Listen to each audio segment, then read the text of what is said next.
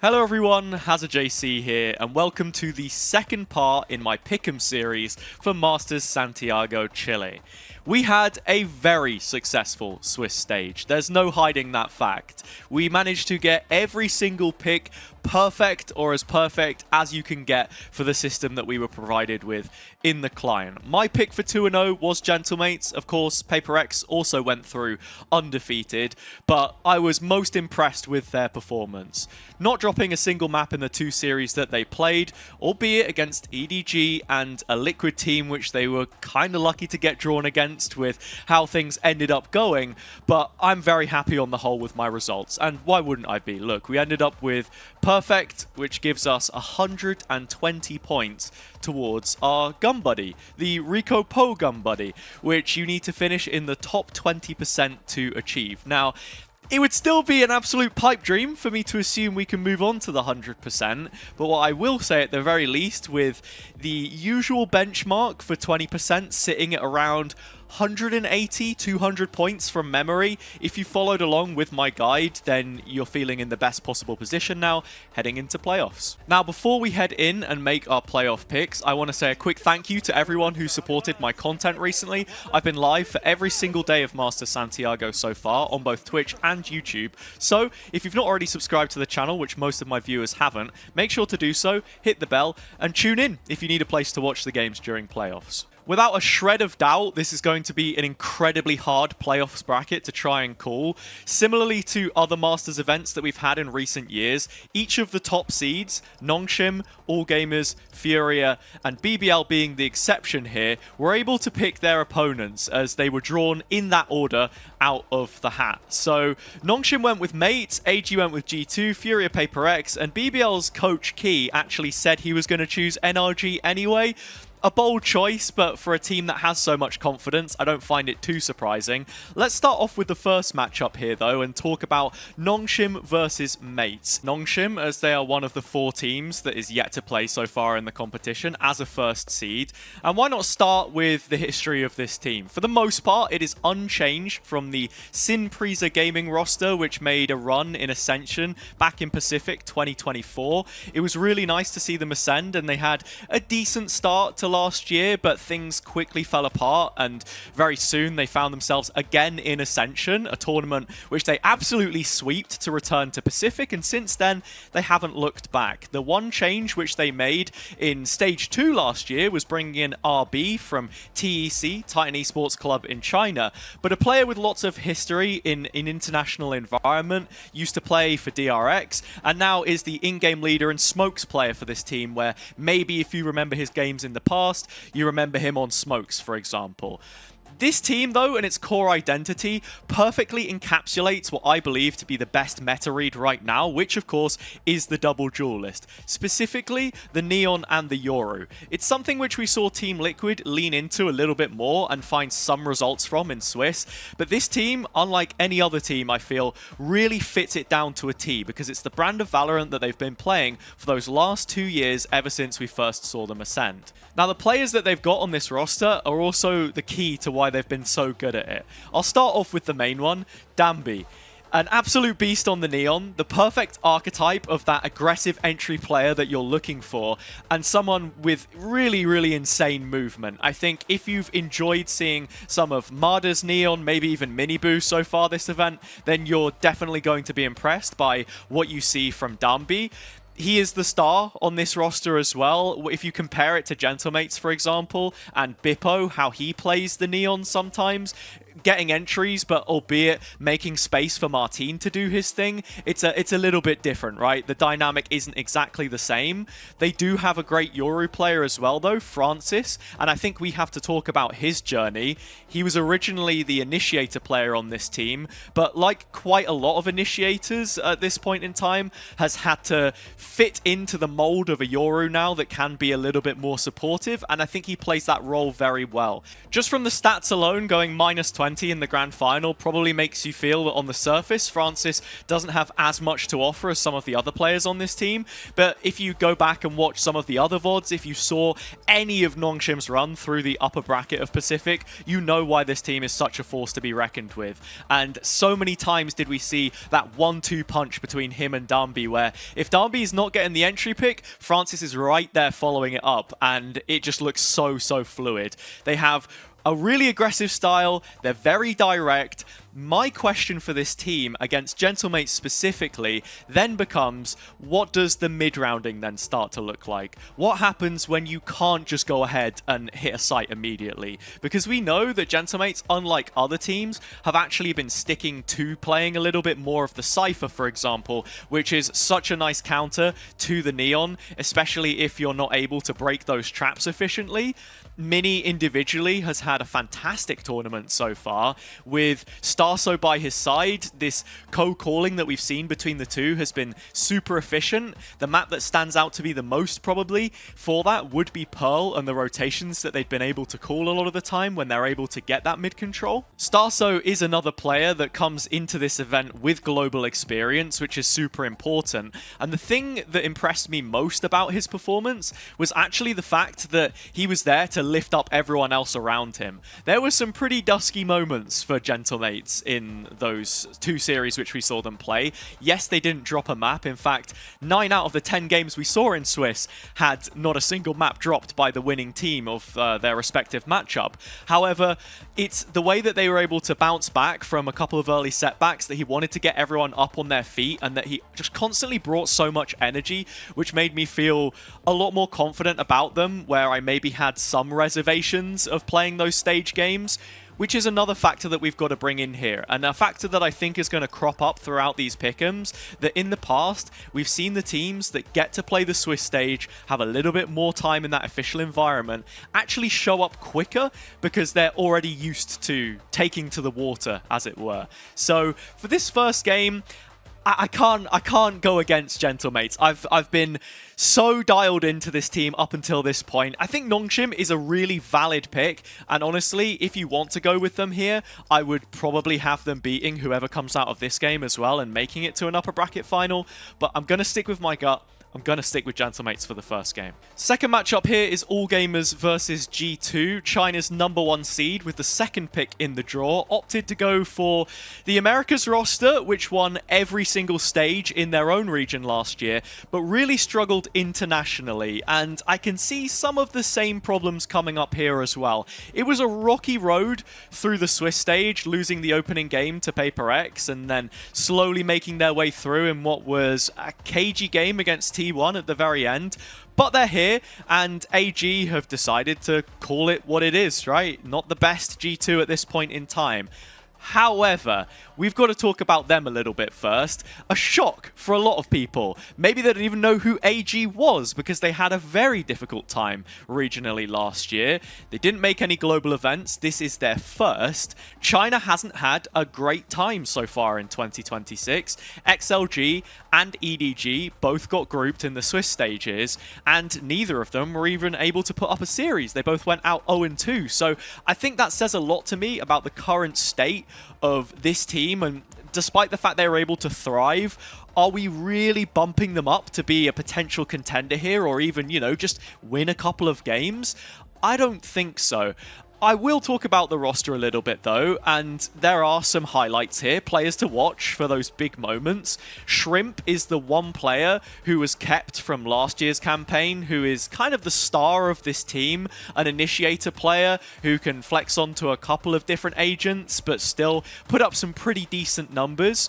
Fanger as well from EMEA. He was on KC Blue Stars, the Carmine Core Academy team from last year, and his duelist has looked really nice. He was someone that I think a few people had eyes on, but obviously only got an opportunity in VCT CN and has seized that with both hands. Heading in against a G2 team, though, which, as I've already mentioned, are looking quite resilient. Josh calling 2 timeouts in 2 rounds on Haven just to stoke the embers and get them back in it, leads me to believe that if they can actually start to push towards that championship challenging form that we know some of these players have. Trent, especially towards the end of Haven, looked like a monster. I think he finished on 30 kills, or at least he was on 29 before it ended. So I think you've just got to go for G2 here. This feels, at least to me, like the more clear cut of the options, at least in the first round. But AG have had a little bit of time to prepare for this, so perhaps they have something ready. I would be surprised to see this one swing the opposite way, though, especially if things carry on the way they have. Side note on G2 as well, and I think I'll pick this up in a moment as well. Maybe the comms looked a little bit fractured at times. I think they're still getting to grips with this double duelist chemistry between BabyBay and Jorg. But when it was hitting the heights on a couple of those maps, I think of Abyss, for example, where BabyBay was having a pretty good game, then yeah, absolutely no reason why they can't be a contender later on. Getting to over halfway now, our next game is FURIA against Paper Rex, the international FURIA roster, as it will be known, as they are another team, like I said earlier, that is making it to their first international event alongside quite a host of names in this stage of the competition as well. So the chances that we do get a new Masters winner are looking pretty likely, unless Paper Rex have something to say about it, which I'm sure they will. The reason why I put them through in Swiss is because I said that they scale well into those events, and we've already started to see a little bit of it. I was left with a lot to desire of Something's performances during kickoff, but there's a reason why he has stayed at the top with a lot of the members on this team for the last couple of years now. I think he's looking much better and in his element now that we've got to this stage of the competition. I think he's looking more confident using the op, which is a huge thing to mention in this matchup, because FURIA do love to play with an operator, and Koala Noob is good for that, where he isn't necessarily playing duelist all the time. He is still pulling out the chamber.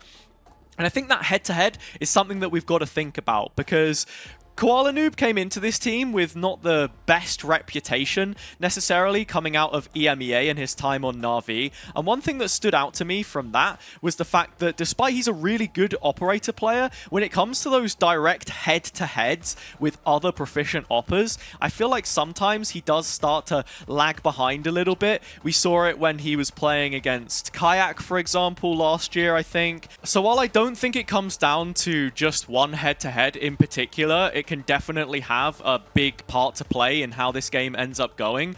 We got to consider the map pool just a little bit as well here, and I think it leans more towards Paper Rex than FURIA in that instance. FURIA's best map has been Abyss for them in kickoff because it allows for them to make the most of that sniper usage. Definitely leans into their playstyle in general. Whereas Paper Rex, it's been their insta-ban, so they're not losing anything at all. They're actually gaining quite a lot in this veto. One of the maps that they weren't looking as great on was Pearl. It felt like NRG countered it quite nicely, the veto that they were playing, by not feeding into those util traps nice and early. And FURIA, Pearl is a map which they've been banning pretty consistently, at least since the first round of uppers when they lost it to Crew. So immediately, you're looking at the veto as being a chance for Paper Rex to gain some early ground. I'm expecting Split to crop up here, and Paper Rex have proven that they are better than most of the other teams at playing double duelist on this map because they were pioneers of it. They're still running the Raze and the Yoru, where a lot of teams have moved towards the Yoru and the Neon, or the Waylay, and in FURIA's case, it is the Waylay. We saw G2 playing the Neon against Paper Rex, and as soon as they got an idea of what was happening, took like the first 4 or 5 rounds or something, then they were able to flip a switch, and they looked so in tune with what the game plan was. I'm going to go with Paper Rex here. They've got the experience, they're on a hot streak right now, and I think they're the choice I'm happiest with. Final game of the opening round, BBL versus NRG. This is the match that I am most excited for. BBL have been on the rise for a few years now. They come from the Turkish Challenger League originally, a league which was notoriously known for often producing some of the best talents that we have in EMEA, but never a team, never a full roster. To put it in perspective, no team had ever gone back-to-back in this region before. BBL ended up walking away with 3 titles in a row, if not more, if you add on, you know, the Pacific streak which they had afterwards. It was just unprecedented at the time. And with their meteoric rise into VCT, very much expected since the 2024 Ascension final, the thought on my mind was, how long does it take before we see them at a Masters? I was thinking probably London. Okay, we have kickoff for them to climatize, then we start to see the best. They made a player change. They brought in Lovers Rock for comeback at the end of last year. There were questions around, could he reach the same kind of ceiling? We've seen comeback go to Heretics now, and everyone was thinking to themselves, okay, this is the big move, which is going to elevate Heretics. But Lovers Rock fits the chemistry so nicely. His supportive Yoru play then allowing Larok to move onto a Neon, where as a historical Breach player in Turkey, he's now really just pushed for playing Duelist way more, even like a bit of Jet on Breeze as well, is looking so nice. And I have to say, this aggressive direct meta, which is so micro heavy on making you know, small adjustments and calls in the key moments, having good trades, BBL are right at the forefront, really, for me, as an EMEA team, and perhaps even, looking at this bracket, the best opportunity that we've had in a long time to bring home some silverware. And I know that sounds crazy. It's not just about the duelists on this team, though, and the stars that everyone is going to be seeing in the highlight reel. I want to give a lot of credit to Rose for how he's organized this team. Mini did a little bit of analysis on it on Plat Chat a while back, but essentially, the way that he plays the map is unlike any other in-game leader, but it fully facilitates his players to show as much aggression as they want and pressure multiple lanes simultaneously. Abyss is the best example of what they're able to do with some of their compositions, and I think just, if he's able to do that against Boaster, for example, considered widely one of the best, if not the best in-game leader that we've had in Valorant, then why can't he do it against Ethan? And I know that Abyss, if we're talking this veto specifically for NRG, maybe isn't the best map for them to target when you consider the fact that NRG's Abyss historically has been incredibly good. The rest of the pool, the Breeze that I already mentioned, for example, even the Haven, actually gives me a lot of confidence heading into this matchup. Now, NRG have looked pretty good so far this event. It did take them to the limits of Swiss to actually move forwards. We saw them pop up with a surprise Kiko jet pick on Breeze, which I thought was really cool. Him rolling back the years to his EMEA Polaris days. But I just think that still the coaching staff within this team is incredibly good. The pairing of both Strong and Bonkar have consistently been able to show that they have such strong reads and anti on other teams, whether it's positionally and based on tendencies or just understanding the game plans that they like to go for. I've really been impressed by. The more I think about it, the more I want to lean towards NRG in this one, which feels crazy, but if there was anyone that was going to counter BBL's playstyle, I feel like it would probably be them. However, at the same time, with how this tournament started for them still going through the motions, Mada talking about the fact that they're not at champions grade quality right now and they're building their way up as all of these teams are, I think I might just go with form, honestly, for BBL in this game and see them move through in the upper bracket. We'll see if I go back and change this one, but this is what I'm going to stick with for now. Now that we have the first round out of the way and I've given you information on all of the teams participating so far, I'm going to speed things up a little bit, and that starts with the upper bracket. First game is Gentlemates against G2, and I think purely based on what we saw in Swiss, coupled with the fact that Martine is performing at a unprecedented level right now, an MVP-worthy level, I think it's fair to say. Everyone else pulling in the right direction, so many specialists per role, identity locked in, preparation looking good, Kundi grinning from ear to ear. They haven't faced the most difficult opponents, but I think going up against this version of G2 at this stage in the competition suits mates quite nicely, and I'd have them moving into an upper final. Next game, PaperX versus BBL. Now, this is where I do then want to start to scale back just a little bit. I think this is where international experience then becomes paramount. I was again doubting myself in my head for a little bit there, but I will lock in PaperX for this matchup. I think that they should be prepared for this game if they're playing the way that I know they can, with a win against FURIA already under their belt, as there's an America's gauntlet of teams set up. They should be able to handle what BBL throw at them. Should is very much the operative word in this sentence, because this is an incredibly strong BBL team, which on their day I think can beat any of the rosters here. But if we're starting off with them taking a win against NRG, then, you know, we have to be feeling that they're in a pretty decent position.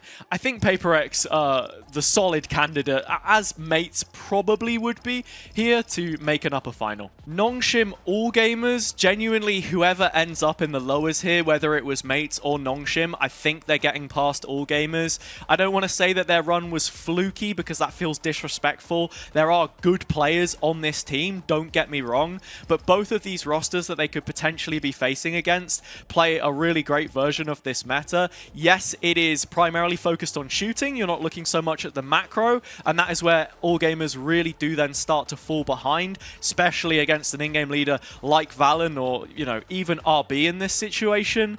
I just do still struggle to see them getting at least even a win in this Masters playoff bracket. I might be proven wrong. Chinese teams do tend to find a candidate to go deep, whether it was Wolves in previous years, whether it was EDG back at Champs, of course, but you're starting to flick through the tomes then at that point, and I just don't see a world where it happens here, unfortunately.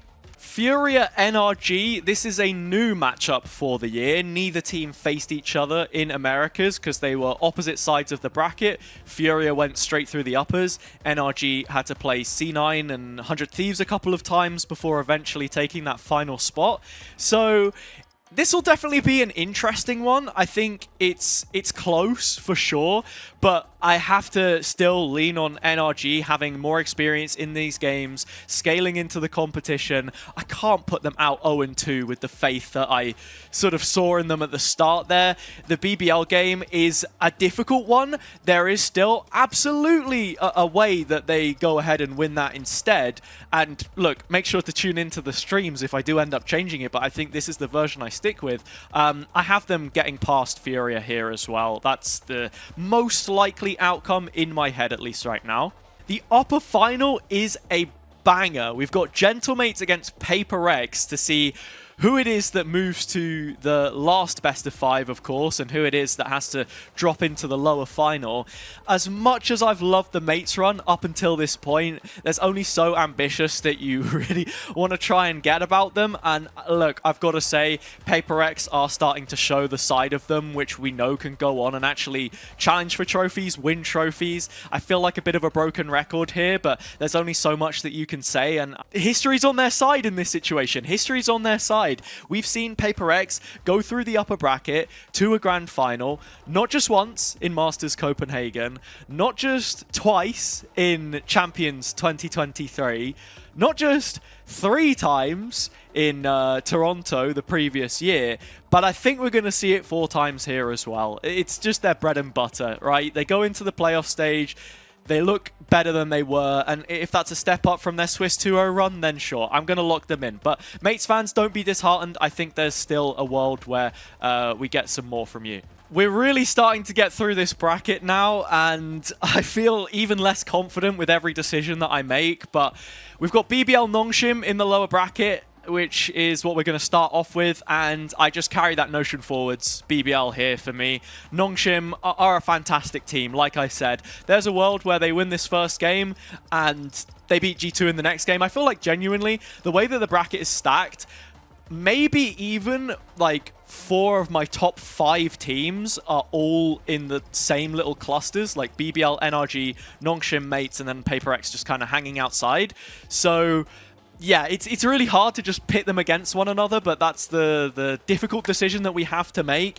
I think looking at the bracket right now, I'm probably most happy with Paper Rex to secure me some points where I could maybe lose out on a couple others elsewhere. But if BBL take that loss, they're going to learn the lesson. They've shown it a lot of times in the past that if they do look a little bit off the ball in an event, they do the necessary steps to rectify that in the follow-up match. Nongshim are pretty similar in terms of style. This is going to be a really entertaining game, but yeah, I go with BBL for this one. G2 versus NRG. Now, G2 did get the better of them in kickoff. They were able to qualify in that best of 5, but it wasn't the same NRG that we're going to be seeing here. And it's an NRG which has to, again, as I've mentioned, get back to the level we know that we can see from them. That involves tweaking compositions a little bit. We know that they moved away from the Teho on Split. We saw they know where they need to adapt if there are any holes in their game, and that's maybe what I slightly give them over G2, where G2 have a set way of playing and they're like, okay, we're going to do this, and maybe you don't get as many tweaks other than like maybe their own split comp actually with the move away from Breach to then play Neon. I don't think the meta is fully solved at the moment. I believe there are more ways to play it than there would immediately present on the surface, and NRG have shown alternative solutions to that, but I just think if there's any team that's going to go on a deep run here, I feel like I'd rather take NRG over G2 at this stage. This is all still really guesswork, but hey, that's pick'ems for you. Penultimate game of lowers, we've got BBL versus NRG. And now looking back at the bracket, I'm starting to wonder, do I like change this up a little bit? Because I feel like NRG coming into a repeat matchup would probably be favored a little bit more than BBL here if they're able to win this first game. So I don't know, guys. I don't know. I'm not sure. I think I just go with my gut instinct and go for the bracket, which looks like it makes the most sense to me. So we stick with that. With the faith that I have in this roster, Gentleman's versus BBL is a rematch of the kickoff grand final in EMEA. And look, I gotta say, it was an insane game, but it did come down to some very close moments, as all entertaining matches do. And sometimes Gentlemates did drop the ball in those key situations. They allowed BBL to make stuff happen. We had Loiter 1 versus 4, I think it was, in the final, which doesn't happen without making a mistake here and there. Can Gentlemates fix up on it and win this best of 5 with the depth of map pool as well? I don't know. I think with BBL having 2 weeks to settle into Santiago, this is the team that I still feel is the best that we have from EMEA. As much as I love Gentlemates, I am going to go with them here. And it wouldn't be a HazzaJC playoff pick and bracket if I didn't pick the team from lowers to go ahead and win the event. So this is what I've chosen. I've underrated BBL far too many times in the past to not just pick them outright here. I feel like this might seem a little bit heretical. Nongshim are coming into this with absolutely huge stocks, and obviously you've got Americas with 3 different teams, 3 very strong teams as well. So there aren't going to be any easy games here. It is probably the most difficult playoffs bracket that I've had to call, because almost every single one of these games could go either way. Some of them feel a little bit more of an obvious choice than others, but I think this is what I'm going to settle on. Like, I've got to just put the mouse away, leave this over here, step back, and say it. Like, these are the picks that I'm going for. That's it from me. Let me know what you think in the comments. I would love to hear your opinion, because it might end up swaying mine. I still don't know which way I want to go with this. I think what I can say for certain is that Mates, BBL, Paper X, and NRG are probably my top 4, but I just don't quite know which order I would prefer to put them in. And Nongshim are right there as well, but I think just with the way that the bracket has worked out, it's been a little bit awkward. That's what I'm going to end up settling on. Again, thank you guys for watching. Subscribe to the channel if you haven't already. Make sure to tune into the streams. I'm going to be live every day of playoffs, and I'll catch you in the next one. Goodbye for now. Why are you interrupting the middle of the video, Billy IDK?